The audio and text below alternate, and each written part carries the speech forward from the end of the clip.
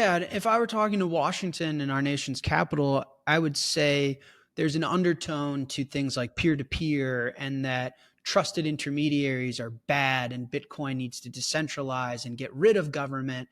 The reality is this is that if I needed to trust a government, a bank, or corporation in order to conduct finances and be part of the economy with gold or an instrument of such, let's not use America as an example in Washington D.C. Let's talk about the 4 billion people that are living under some authoritarian, some surveillance state, some bad actor that's acting against their best interest and is abusing the access and dependency of the monetary system that we've built to their advantage to extort people.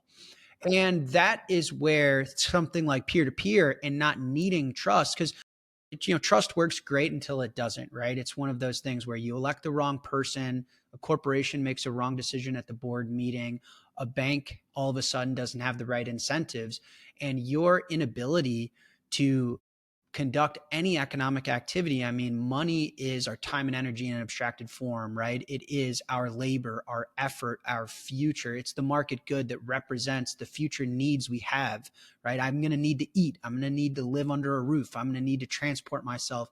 My monetary cash balance is the proxy to the future of my life to effectively sanction me from being able to be an economic citizen is a very dangerous threat to have as an option, and it is often abused.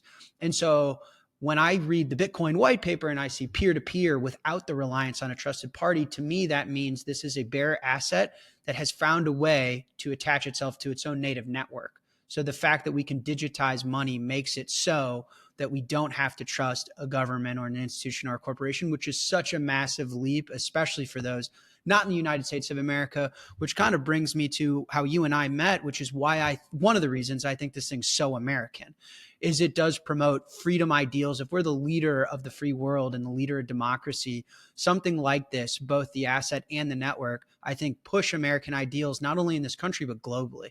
And so I would encourage DC to not get caught in the Twitter thread rhetoric and, the peer to peer and not relying on a trusted party. Its application is so that, all over the world, you can actually achieve transaction finality without relying on anybody else.